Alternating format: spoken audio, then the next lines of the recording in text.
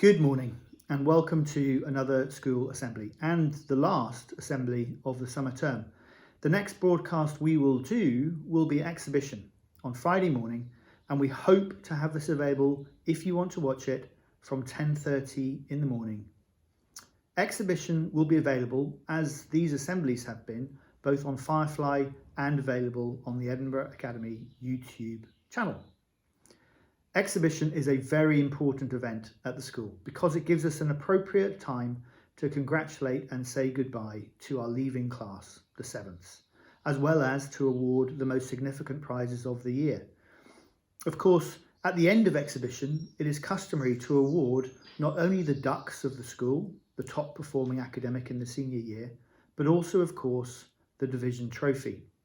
A huge congratulations to all of you who have been involved in the Strava division running competition last week, which had a significant impact on the division totals. We will announce the winner of the division competition at the end of exhibition. Alongside the award of the division trophy, we shall also announce the team of EFFers for the next academic year, as well as the new division heads and the deputy head and head EFFers for the year. I would certainly like to say thank you to all members of the leaving 7th this year and say what a superb job they have done, and in particular the senior EFFer team, who have been superb in very difficult circumstances. Led by Zara and Aidan and ably assisted by Freya and Archie, this team have overcome the challenges of a global pandemic and now pass the torch to the new EFFer team for next year, whose principal responsibilities at the start of the next academic session will be to welcome the school back to Henderson Row as we restart after a period of 5 months of closure. I am conscious that in mentioning the details that I have just done, there may be many of you listening to this assembly who are not particularly aware of the processes involved in both the identification of the Ducks Club, the Ducks as well, and also the choosing of the EFFer team. The Ducks Club is the name given to the very top performing academic students in any given year. Entry into the Ducks Club is only achieved by those students who have secured at least 5 A's in the Highers in the 6th year, and then follow up by being confidently predicted 3 A grades in the study of Advanced Higher. Therefore, under the rules which have been in existence now for almost a decade, it is only those students who study 3 Advanced Higher, or now possibly 2 Advanced Higher and a single A-level, given we deliver both A-level art and A-level product design, who are likely to be members of the Ducks Club. The Ducks is then chosen from this group. The Ducks is the top performing student in this very special group of academic individuals. This individual has their name added to the Ducks board at the back of the main hall, which our students pass on a daily basis. The names on this board carry the top performing academics since 1824, and there are some very famous and high achieving individuals whose name appears on those boards. Do stop and have a look at those names when you are next in the main hall. The EFFer team, our school prefects, are a team who are selected from the 6ths, usually in the summer term, for preparation for their year leadership in the 7ths. In normal circumstances, this team would have been announced immediately after half term, and they would have already had half a term to learn the ropes and to help run the school while our 7ths were away, having finished their exams. This half term of experience would allow us then to select the top 4 positions in the deputy head and head EFFer. This is not to be given recent events, and so we will have to choose the entire team, including the senior positions, for the start of the new academic year. I would like to thank all members of the 6th who applied for EFFership, and I look forward to working with all the senior year next year. They will play a significant role in the process of opening the school in August. EFFers are chosen in a process that has evolved over the last few years. EFFer selection is undertaken by a letter of application, voting from the 6th, voting from the staff body, input from our outgoing EFFer team, and then by interview. The interview is a vital component of selection, and we hope that our students are well prepared and have thought carefully about what they intend to achieve over the course of their final year at school, both for the school but also for themselves as well. It may feel like we deliberately choose from a small group of high-performing students, but we go into that interview process with a very open mind, and those who excel in this area are very likely to succeed in the overall choice. I know that in many areas there is an expectation that should a student be at the school for an extended period of time, or a member of one of our elite sporting teams, then EPIship should immediately go hand in hand. Unfortunately, let me just quash that myth now. That is not the case. I always default to the Latin saying, palmam qui meruit ferat, which is loosely translated as let whoever earns the palm bear it. It is the motto of Lord Viscount Nelson, and in essence means that we should always seek to recognise and reward those people that genuinely deserve that award because of the history of their action, their community involvement, their leadership, and their drive to help and improve the experience for all our students. While I am rather neatly on the topic of urban myths, it might be a good opportune moment to quash once and for all the idea that the school has a direct and inexcusable link with Henry Dundas, whose statue is in St Andrew's Square and whose history is currently the subject of a great deal of scrutiny given the Black Lives Matter protests of late, and the question as to why so many of our areas in our ancient cities are given over to the celebration of those involved in slavery or colonial oppression. I received the petition from various members of our alumni, parent and student body on Wednesday that seeks to encourage the school to decolonise its curriculum and recognise our unfortunate history and the various linkages with people who may have forged and profited from the slave trade. As I said a couple of weeks ago now, the issues raised by the Black Lives Matter movement will certainly be a focus for the school when we welcome our students back next year. We want our students to be fully involved in this, and our leaders in the school to take this project on and work with the staff in improving our education surrounding these topics that are inextricably linked with the Black Lives Matter protest. We will do this, but we will do this with our students and allow them to shape those conversations.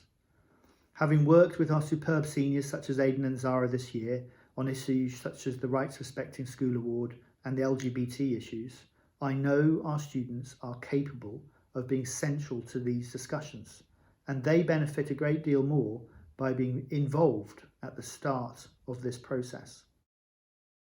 Interestingly, it also seems to be a common held belief that we still have a division in the junior school named after Henry Dundas, and the call to arms in this petition was to immediately change this and rename that division in recognition of the terrible racism that was inherent in the slave trade. Whilst I absolutely agree that the slave trade and racism are abhorrent, let me make it clear that history does not seem to support any linkage of Henry Dundas and the naming of a division in our junior school. Henry Dundas is the gentleman whose statue is under question in St Andrew's Square because he was instrumental in delaying the ceasing of slavery. However, the Dundas division that exists only in the junior school and which transitions into houses in the senior school was named much later after the family of W.J. Dundas, who attended the school between 1859 and 1965.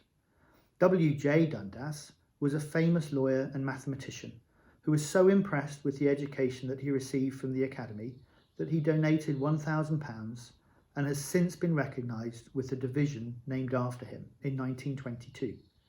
We cannot find any direct link over the 100 years that separates these two gentlemen that suggests they are direct descendants, or that any of the £1,000 came from ill-begotten gains from slavery.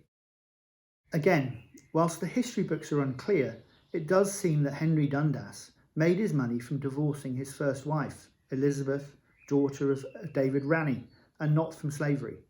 As was customary at the time, Henry Dundas inherited nearly all his wealth, £10,000, as well as Melville Castle, on his divorce in 1778. So again, whilst there may be some confusion as to the school's direct link and embarrassing history with Henry Dundas, this does not seem to be as clear-cut as some people believe. Henry Dundas died in 1811, 13 years before the school was founded, and possibly 11 years before the famous walk in the Pentlands that led to Horner and Coburn deciding to found a new school. Where there is a link is that Henry Dundas had a son, Robert, from his first marriage, and Robert, at the age of 52, was one of the founders and indeed members of the court when the academy started in 1824. Robert was also one of the first subscribers, those individuals who gave cheques of £50 to the school to build the main building when the school was first founded. Indeed, Robert Saunders Dundas, Henry's son, was meant to give the opening address when the school first opened, but due to a business commitment in Glasgow, had to cede that right to Walter Scott. It's pretty clear, though, that Robert was already a very successful man in his own right by the time he donated money to fund the school. As a Member of Parliament, the Keeper of the Signet for Scotland, a Privy Councillor, a Fellow of the Royal Society, a Knight of the Thistle, and Chancellor of the University of St Andrews, as well as First Lord of the Admiralty. He was a successful man in his own right, and therefore it is not clear whether he used money gained by his father some 70 years previously to donate to the school. Robert himself was educated at the Royal High, and as history books show, Coburn and Horner decided to start the Edinburgh Academy to provide direct competition to the Royal High, which at that time dominated education in Edinburgh in 1824. For transparency's sake, there does seem to be some evidence that Lord Coburn was a distant relative of Henry Dundas, but it's not clear at all whether there is any direct link to the school in this. I know also that in this desire to decolonise the Academy's curriculum, there is also a desire for us to acknowledge that 6 of those who earned their Victoria Cross medals for bravery did so in colonial wars, and so therefore should not be celebrated. I do feel that this request is something that needs a great deal more consideration, however. The Victoria Cross, the VC, is the highest and most prestigious award of the British Honours System and is awarded for valour in the presence of the enemy to members of the British Armed Forces. Those soldiers did not have the choice to choose in what battle they fought or in which country they served. In the heat of battle, with the presence of death all around them, they showed unwavering bravery and loyalty to their comrades and friends, who fought alongside them, sometimes making the ultimate sacrifice in the process. Deciding that this bravery and these incredible acts of devotion are no longer worthy of our respect and praise will take me, as rector, some time to reconcile and to act on, I am afraid. Well, there you go. An assembly and some history and geography and a wee bit of Latin to boot, all rolled into one. I hope this detail might answer and calm some of the concerns that may be out there regarding events of late. It is the school's firm position that we will work together with our students in the coming years to ensure that we are addressing the racism and issues of inequality so starkly shown by the death of George Floyd and others at the hands of those who we are meant to trust and on whom we rely on for our safety.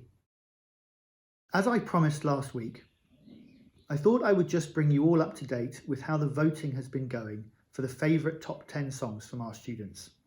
There has been a sudden flurry of voting, and we now have 5 songs tied in first place.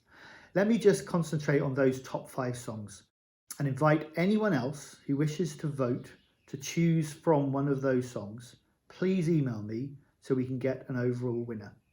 The top 5 songs in tied place are Sweet Caroline by Neil Diamond, I'll Be There For You by the Rembrandts, Don't Stop Believing by Journey, Mamma Mia and Dancing Queen by ABBA, and YMCA by the Village People. All 5 tied in first place. Should someone wish to break the deadlock, please email me.